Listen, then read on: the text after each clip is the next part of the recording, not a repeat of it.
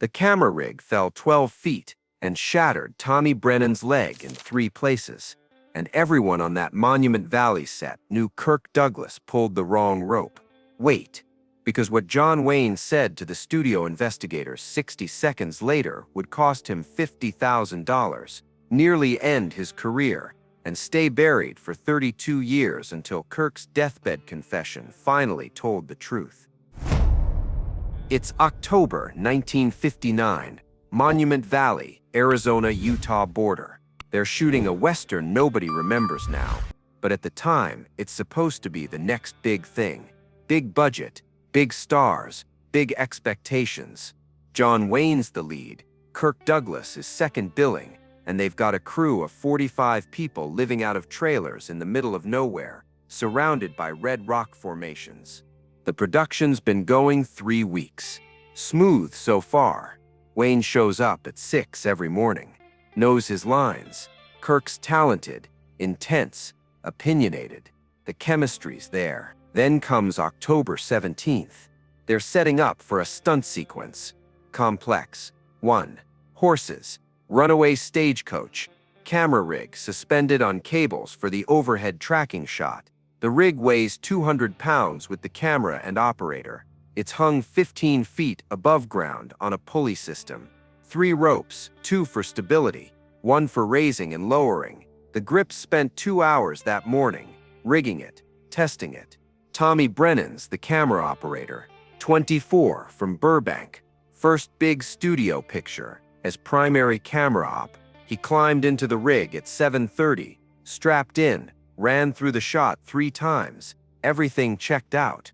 The plan. Kirk's character is supposed to chase the stagecoach on horseback, pull up alongside, leap from his horse onto the moving stage. Wayne's character follows behind, providing cover fire. Tommy's rig will track overhead, capturing the whole sequence from above. Dangerous. Yes, but they've done dangerous before. This is Hollywood in 1959. Danger is half the job description. 8:15 a.m., 2 hours since the grips started rigging that camera system. 120 minutes of checking cables, testing weight limits, running through safety protocols. All of it about to be undone in 8 seconds. They're ready to shoot. Kirk's on his horse, a black gelding named Cisco. Wayne's on Duke. Yes, he named his horse Duke. A chestnut quarter horse he'd been riding for 6 years. The stagecoach driver's in position. Tommy's strapped into the camera rig above them, camera rolling, waiting for the signal. Director calls out final instructions. Kirk nods, pulls his hat down. Wayne checks his gun belt, prop guns, but waited to feel real. The stunt coordinator runs through the timing one more time with Kirk. You'll have about 8 seconds between when the stage starts moving and when you need to jump. Don't rush it. Let the horse find the rhythm first. Kirk's already sweating. Not from the heat, it's only 70 degrees, but from adrenaline. He's done stunts before, but something about this one feels different. The horse is jittery. The timing's tight, and he's been arguing with the director since yesterday about how the scene should play. Notice something here. Kirk's mind isn't fully on the stunt. Part of him is still in that argument. And when your mind's divided like that, that's when mistakes happen. The assistant director calls out, "Positions, everyone, we're rolling in 30 seconds." Wayne rides up next to Kirk, keeps his voice low. "You good?" Kirk nods. "Yeah, I'm good." Wayne studies him for a second. Something in Kirk's eyes doesn't sit right, but Wayne doesn't push. "All right, stay loose. Don't fight the horse." Kirk nods again. Wayne rides back to his mark. The assistant director raises his hand. Rolling. Speed. Action. The stagecoach lurches forward. Kirk digs his heels into Cisco's sides. The horse bolts. Kirk's leaning forward, trying to close the distance. Above him, Tommy's tracking the action, camera whirring. Kirk's getting close. 5 feet. 4. 3. He's preparing to jump, but something's wrong. The director's yelling something Kirk can't hear over the hoofbeats. Kirk glances back for just a second, trying to read the director's lips. And in that second of distraction, Cisco stumbles. Not a fall, just a misstep, but it throws Kirk off balance.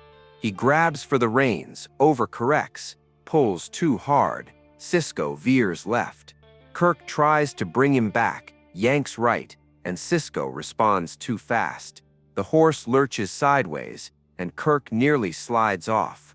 He's panicking now, heart racing, hands shaking. The director's yelling, "Cut! Cut!" But Kirk's not hearing it. He's just trying to stay on the horse. One horse stumble, 1 second of distraction. One hand reaching out.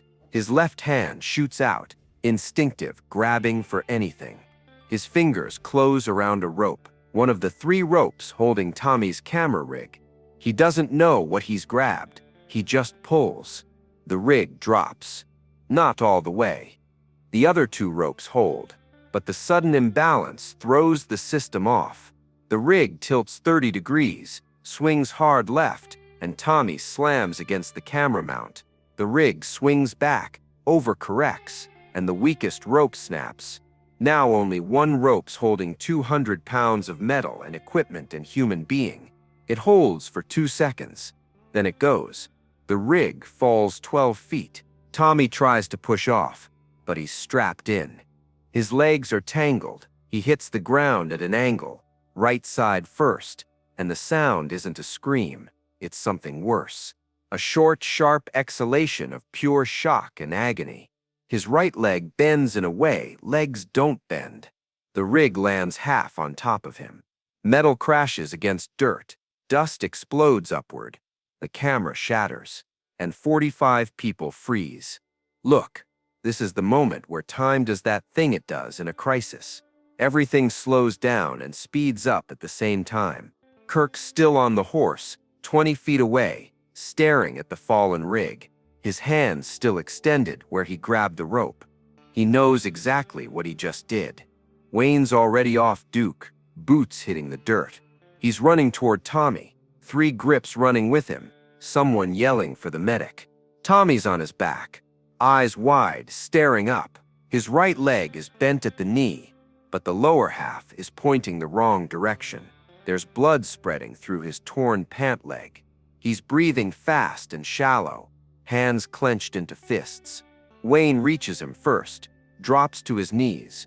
"Don't move. Medic's coming." Tommy's eyes find Wayne's face. I can't feel. Breathe. You're gonna be all right." But Wayne knows this one's bad. The leg's broken in at least 2 places. Compound fracture. Tommy's going to need surgery, months of recovery.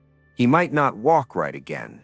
The medic arrives, starts cutting away Tommy's pant leg. Wayne stands, steps back, his jaws tight. His hands are shaking slightly, but he keeps them at his sides. Then he turns. Kirk's off the horse now, standing 10 feet away. Just standing there pale, staring at Tommy. Wayne walks over. Controlled. He stops 3 feet from Kirk. "You pulled that rope." Kirk opens his mouth, closes it. "I didn't. I was trying to. You pulled it." Kirk's eyes drop. The horse stumbled. "I reached out. I didn't know." Wayne stares at him. 5 seconds. 10. The entire crew's watching. They all saw it. One of the grips, Eddie, who's been working with Wayne for 8 years, steps forward. Wayne doesn't look away from Kirk. "I know. Studio's gonna send investigators. Insurance company, too. I know." Eddie hesitates. "They're gonna want to know who pulled the rope, and this is the moment. Because everyone knows. The 45 people on this set know exactly what happened and who's responsible. Kirk Douglas is responsible. One question, one truth, one decision that would define both men for the next 3 decades. Wayne turns to Eddie. "Get the stunt coordinator. Get the insurance guy. Whoever needs to talk to me, bring them over." Kirk finally speaks, voice barely above a whisper. "Duke, not now." Wayne walks away, goes to where Tommy's being loaded onto a stretcher. The medic splinted the leg, given him something for the pain. Wayne leans down, puts a hand on Tommy's shoulder. You did good, kid. Tommy tries to smile. Can't manage it. They carry him to the ambulance. A truck with a mattress in the back. 15 minutes later, 3 men arrive. The stunt coordinator, a studio executive, and the insurance rep, thin, sweating through his collar. They talk to everyone. The stunt coordinator inspects the rig. Equipment was fine. Ropes rated for 3 times the weight. No malfunction. Human error. The insurance rep pulls out a notepad. Who was operating the ropes? Who was monitoring the rig? Who was closest when it failed? Nobody was supposed to be touching those ropes during the stunt. The rig was set, locked. The grips were standing 15 feet back. But someone grabbed a rope. Someone pulled it. And 45 people saw who. The insurance rep looks at the stunt coordinator. So who pulled the rope? Before anyone can answer, Wayne steps forward. I did. Complete silence. You pulled the rope? That's right. Mr. Wayne, you were on horseback, 20 feet from the rig. I got off the horse, walked over, thought the rig needed adjusting, pulled the wrong rope. The stunt coordinator looks at Wayne. His face says, this is a lie. Wayne's face says, don't argue. The stunt coordinator clears his throat. Everything happened fast. The insurance rep writes in his notebook, Mr. Wayne, this is serious. The camera operator has significant injuries. The equipment's destroyed. If you're admitting responsibility, I am, then there will be consequences. Wayne doesn't blink. I understand. The insurance rep nods. I'll need to speak with witnesses. He does. He talks to 12 people. Every single one gives the same story, happened fast. Hard to see exactly what went wrong. Maybe Wayne pulled the rope. Maybe equipment failure. Nobody mentions Kirk Douglas. Not one person. Why? Because Wayne asked them not to. Walked around to key crew members before investigators arrived and said, quiet. This one's on me. Let me handle it. And they did. Because this is John Wayne. But here's what Wayne didn't know.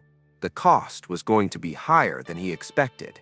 The studio investigation takes 2 days, 48 hours of interviews, paperwork, and damage assessment. 48 hours where Kirk Douglas doesn't knock on Wayne's trailer door once. At the end of it, they fine John Wayne $50,000 for negligence and failure to follow safety protocols. They suspend him from the production for 3 weeks, unpaid, and they increase his insurance premiums for the next 5 years, costing him another $100,000 in the long run. 3 consequences, 3 penalties, 3 ways Wayne paid for a rope he never touched. Kirk Douglas, no consequences, no fine, no suspension. He finishes the film on schedule. Remember this. During those 2 days of investigation, Kirk never comes to Wayne, never pulls him aside, never says thank you, never offers to split the fine. He keeps his head down, does his scenes, stays quiet. Eddie, the grip, corners Kirk one afternoon. You know what Duke did for you, right? Kirk nods. Can't meet Eddie's eyes. You gonna say something to him? Kirk doesn't answer. Just walks away. The production wraps 4 weeks later. Film released March 1960. Does okay. Most people forget it within a year. But the people on that set don't forget. They know what happened. They know who pulled the rope. They know who took the blame. They carry that knowledge for 3 decades. Tommy Brennan recovers. Sort of. 8 months physical therapy. 12 surgeries. 3 years before he can walk without thinking about every step. The leg heals wrong. He walks with a limp for life. Can't operate a camera anymore. The balance required. Hours standing. He transitions to editing. Makes a living. But the career he could have had ended the day that rig fell. 5 years pass. Then 10. Then 20. And for 32 years, nobody talks about it publicly. 32 years of Kirk seeing his name on marquees. 32 years of award shows. 32 years where nobody asks the right question. Wayne and Kirk worked together once more in 1963. The tension's there. Not hostility, but distance. They're professional, but there's no friendship, no dinners, just work. Kirk never acknowledges what Wayne did, never mentions it, never thanks him, until 1991, 32 years, 4 months, and 11 days after that October morning. Kirk Douglas is 74, dying from a stroke, hospital bed in Los Angeles. 3 sons around him. They're talking about his life, career, regrets. Kirk brings up John Wayne. He tells them about Monument Valley, the rope, the fall, Tommy, what Wayne did. Why didn't you ever tell this? Kirk's voice is weak but clear. Because I was ashamed. John saved my career, and I never thanked him. Why now? Because I'm dying, and I can't die with this still buried. Kirk makes Michael promise to tell the story. Kirk Douglas dies 3 days later. At the funeral, Michael tells it. All of it. The rope, the fall, Wayne taking blame, the $50,000 fine, the silence. The media picks it up within hours. National news by next day. And that's when pieces start falling. Kirk's confession opens a door. First, Wayne's own words surface. In 1999, 8 years after Kirk's death, Wayne's personal papers were donated to a film archive. Researchers found a letter Wayne wrote in 1960, year after the accident, never sent, never addressed. Just Wayne writing to himself. Took the fall for Douglas today. Cost me 50 grand and some pride. But watching that kid walk off set without the weight of this on him, worth it. He's got talent. One mistake shouldn't kill that. If it takes lying to the suits, then I'll lie. That's the job sometimes. Not the acting, the protecting. That letter sat in an archive 8 years. Kirk's confession made it relevant. Researchers pulled it, showed journalists. Now Wayne's voice was in the conversation. His motivation, his choice. Loop 3 closes. We finally understand why Wayne did it in his own words. Then Tommy Brennan resurfaces. He's 68, retired, living in Arizona. A reporter tracks him down. Tommy confirms everything. He's known the truth since day one. He tried telling investigators, but Wayne asked him not to. John Wayne told me, the kid made a mistake. We all make mistakes. But if the studio finds out Kirk pulled that rope, they'll blacklist him. He'll never work again. I can take the hit. He can't. The reporter asks if Tommy's angry at Kirk. Long silence. Then, I was. For years, I was furious. But John told me something else. He said, this isn't about Kirk. This is about what's right. And it's right that the guy who can afford the consequences takes them instead of the guy who can't. Stop for a second and understand what Wayne was doing. He wasn't just protecting Kirk. He was protecting the entire system. If Kirk got blacklisted, other actors would see what happens when you make a mistake. They'd get paranoid. Stop taking risks. Stop trusting crews. The whole collaborative process would break down. Wayne understood that. He took the hit so the system could keep working. But there's another layer. Something Tommy reveals that changes how people see the story. John Wayne didn't just take the blame for Kirk, Tommy says. He took it for me too. What do you mean? I was the camera operator, strapped into that rig. The studio could have argued, I should have been monitoring my safety better. Could have said I should have seen Kirk grab the rope. Could have blamed me. But John's story made it impossible to blame anyone but him. He walked over and pulled the rope. That makes it 100% his fault. Not Kirk's, not mine, just his. In one lie, Wayne protected 2 people. Kirk from blacklisting, Tommy from being blamed for his own injury. 1 rope, 1 fall, 2 careers saved. Loop 2 closes. Tommy's story is complete. We know what happened to him, how Wayne protected him, how he's carried this knowledge 3 decades. The victim speaks, confirms everything Kirk confessed.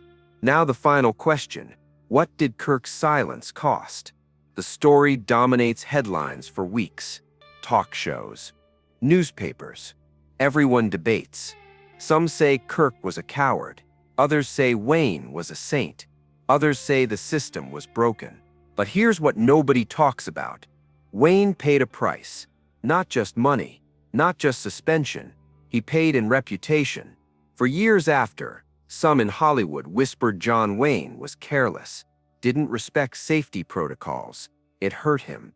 Not enough to end his career, but enough to make some directors hesitate. Some insurance companies raise rates. Some crews nervous. He carried that reputation for life. Never corrected it. Never said, "Actually, I didn't pull that rope." He let people think less of him so Kirk Douglas could keep working. That's the secret, buried 32 years. Not just that Wayne took the blame, but that he paid for it in ways nobody saw. In reputation, in opportunities, in how people looked at him. And Kirk knew. Everyone on that set knew. But Kirk never spoke up, never set the record straight, never said, "Actually, it was me." Look at what that cost both. Wayne lost money and reputation. Kirk lost his self-respect. For 32 years, every time he saw his name on a poster, every time someone praised his work, part of him knew, "I'm only here because John Wayne fell on a grenade for me." And I never thanked him. 32 years of guilt. 32 years of shame. 32 years of knowing the truth and staying silent. Loop 1 closes. Kirk's silence wasn't free. It cost him every day for 3 decades. The deathbed confession wasn't a gift to the world. It was the only way he could die without carrying that weight into whatever came next. If you enjoyed spending this time here, I'd be grateful if you'd consider subscribing. A simple like also helps more than you'd think. That's the story. That's what John Wayne did in Monument Valley on an October morning in 1959. That's what Kirk Douglas carried with him until his deathbed. That's what Tommy Brennan lived with for 32 years before the truth finally came out. 3 men, 2 mistakes, 1 lie that protected them all. 2 men made a mistake that day. 1 pulled a rope. 1 pulled another man's career out of the wreckage. And if you want to know what happened when Kirk Douglas's son Michael finally met Tommy Brennan face-to-face in 1992 and apologized on his father's behalf, tell me in the comments.